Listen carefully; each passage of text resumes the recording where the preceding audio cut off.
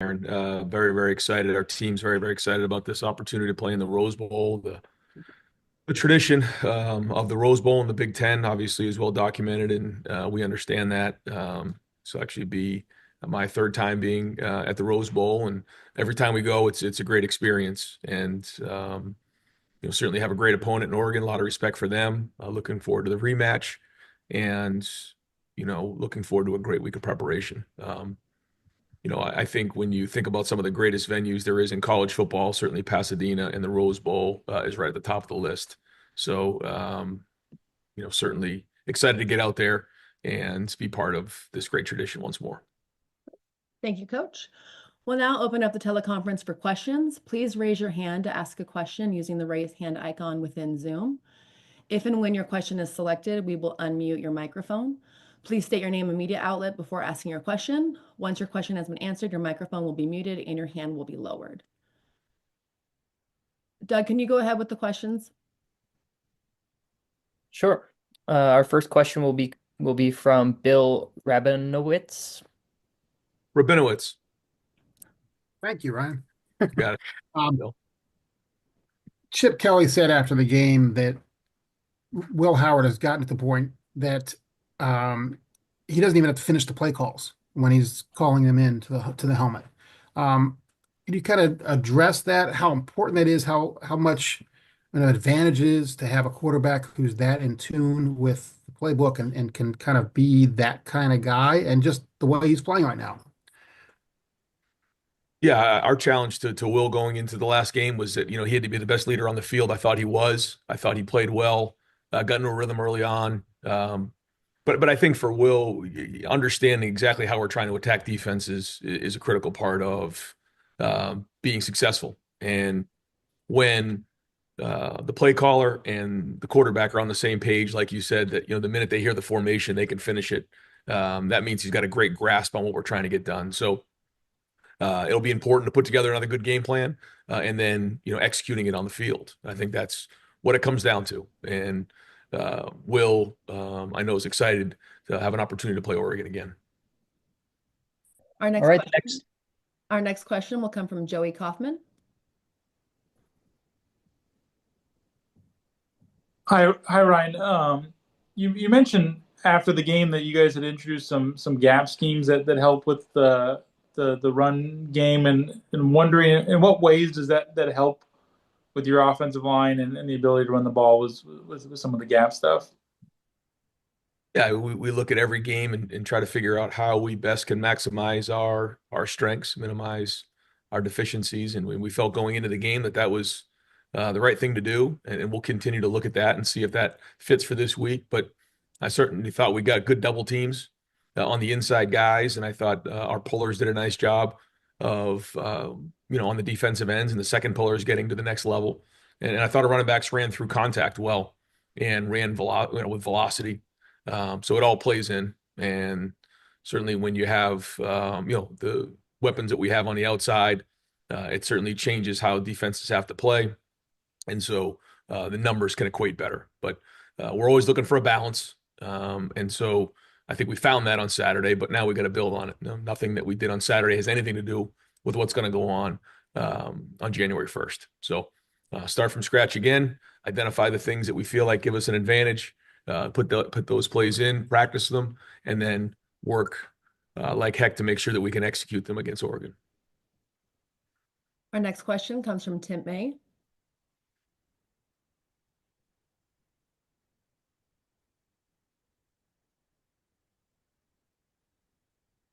Can't hear you, Tim. Tim, can you unmute your microphone, please?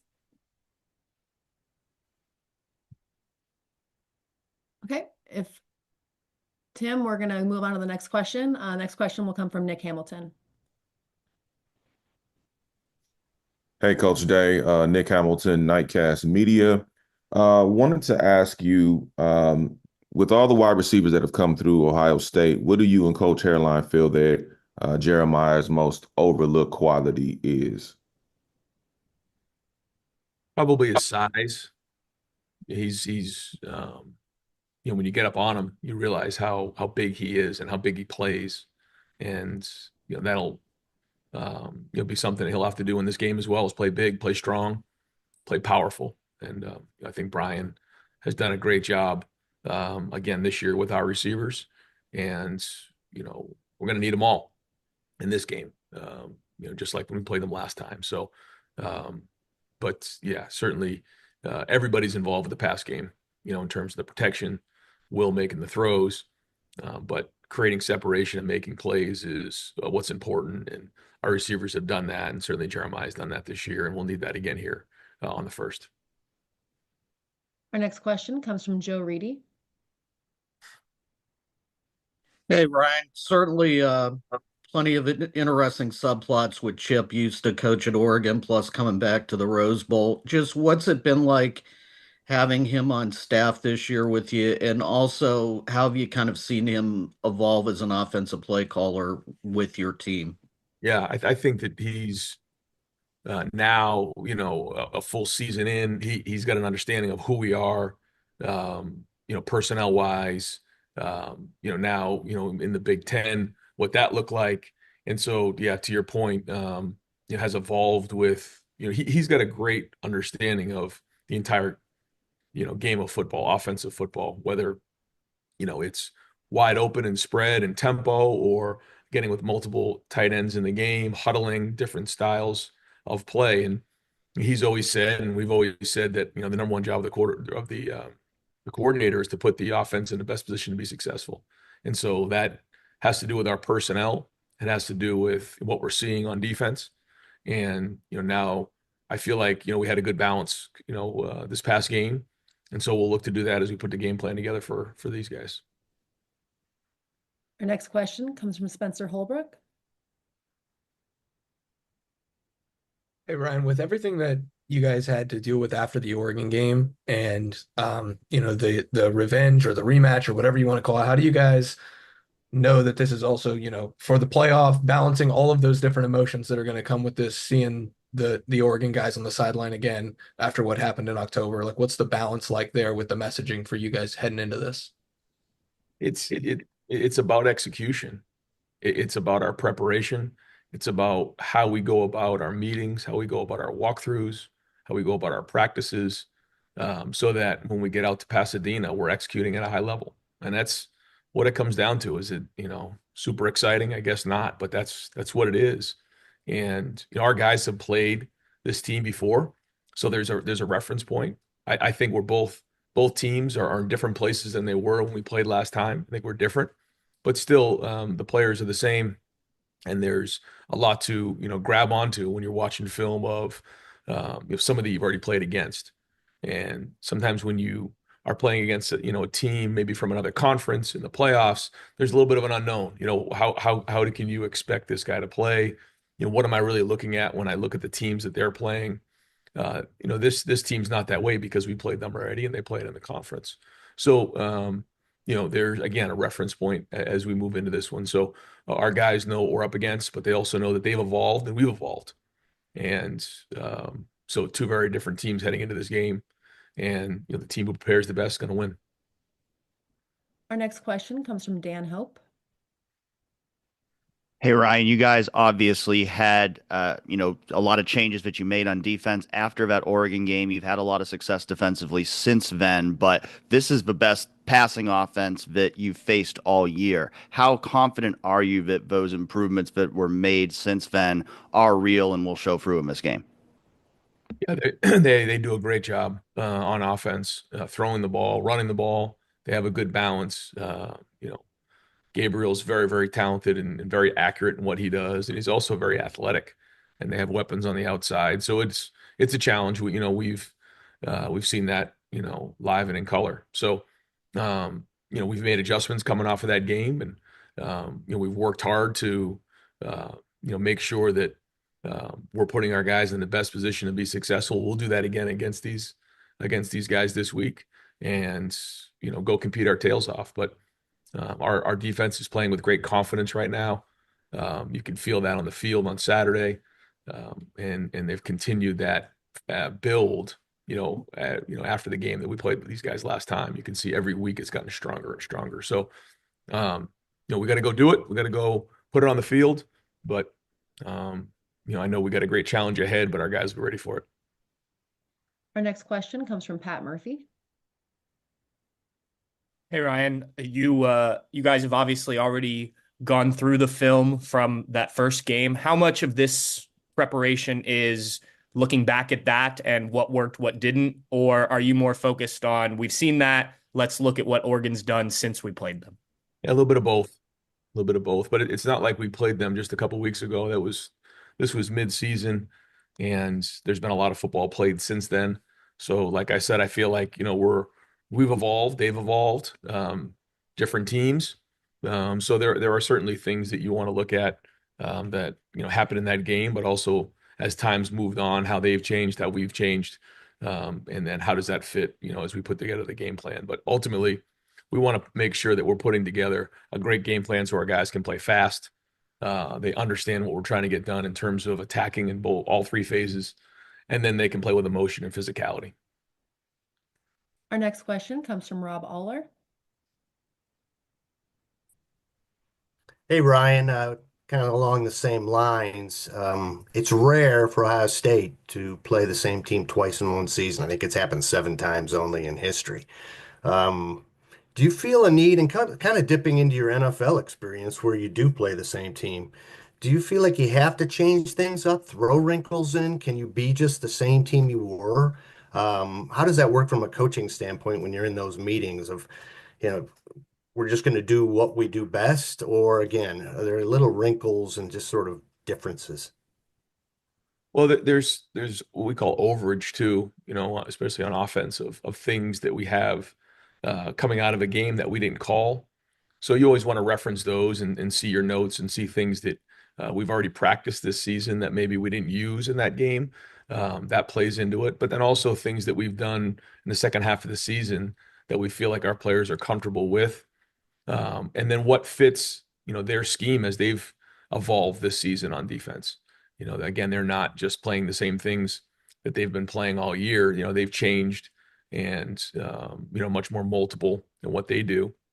So you combine all those things together, and you put the game plan in, and then you throw some things out. You add some things that you think might fit, and at the end of the day, you only got to pack what you need, though, and you got to make sure that it's clean and it's a plan that the guys can go execute with a lot of confidence. So I mean that's what we're in the middle of right now. Our next question comes from Ralph Russo. Hey, Ryan, congratulations. I understand that essentially Ohio State is always going to try to recruit the best players in the country, and that's going to be the foundation of your roster. But you guys have had success in the portal. There's a lot more players in the portal than ever before. How much has that changed, if at all, your strategy, how you go about high school recruiting? Simply having another place where you can get very talented players. Well, like you said, our foundation is recruiting high school players and then developing them and then retaining them.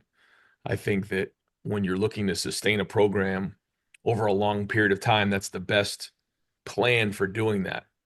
Guys understand that. I think when you look at, there's been a lot of talk about our team this year, a lot of talk about, the NIL conversation, but, the majority of this team are guys that decided to come back, not guys that decided to come to Ohio State. Certainly we did add some big pieces in the portal, and that was very important for our team. And those guys have been great members of our team and have quickly understood what it means to be Buckeyes.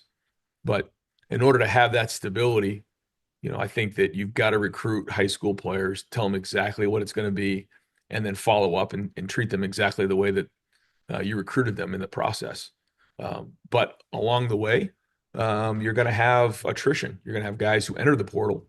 And because of that, you're going to have openings along the way, and then you have to fill those openings. And so, we're very careful to do that because we know that sustainability of the program ultimately is very, very important here at Ohio State. So, all things that we're taking into consideration. There'll be certainly positions and needs that we have in this recruiting cycle that we need to address, and we will. But we also want to make sure that they fit our culture and who we are as a program. We have time for 2 more questions. Our next question will come from Tim May. Can you hear me now? I got you, Tim. Yeah, there you go, Ryan. Luke Montgomery, just the mix you had up there in the middle of that offense, did it go almost according to the way you would like to have gone? I mean, how pleased were you with that, and will you continue that, you think, going into this game? But you know what I'm saying? I mean, that Yeah, had to work, and it did. it had to work. You're right. And I thought that they all played well. I felt like Justin, um, working the rotation in the way he did allowed them to play fast, and then get a little bit of relief getting off the field. And I think Luke ended up with maybe 30, 31 plays. Of those 30 and 31 plays, I thought he did a nice job. Every play wasn't perfect, but there were some really good plays in there. Great effort, and I could feel his presence out there, which is a big part of the offensive line. Austin played very, very well. Tegra had some really good plays. So I think they all worked together there. Austin was sort of our swing man. We decided to do that going into it. Austin and Tegra have played against Oregon. So again, there's a reference point going into this game. But they'll need to play well. And, we know they have very good players inside and up front. So, they got to keep building on it. And so right now, as we come out of this game, I would say that that's going to continue the way that we did that. But we'll assess it as the week goes on and see what gives us the best chance to win the game. Our final question will come from Adam King. Coach, you talked a lot about using this game as a springboard, almost like, a wild card game in the NFL, giving your team momentum. Have you felt that in the last couple of days, like walking into that locker room, that this is a whole new vibe for this team, a whole new life getting ready for the next 3 games? I think you could feel the confidence in the locker room. You could feel the confidence yesterday as we had our team meetings, identified the champions, watched the film from the game, showed clips of the game with the team, and then we broke up into position meetings and watched the film. Have to make some adjustments like we always do. The issues are always there, but there was just an overall bounce and confidence about the group coming off the game. To know that we already have a playoff win under our belt will give us confidence going into the game, and also knowing our opponent, I think also gives us confidence. So all of those things led to a great day yesterday.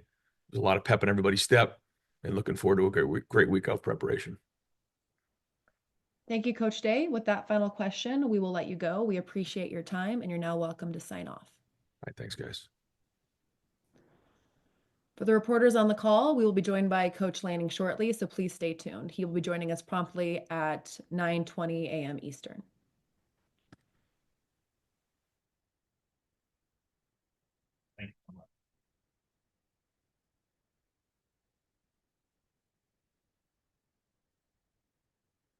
Yeah.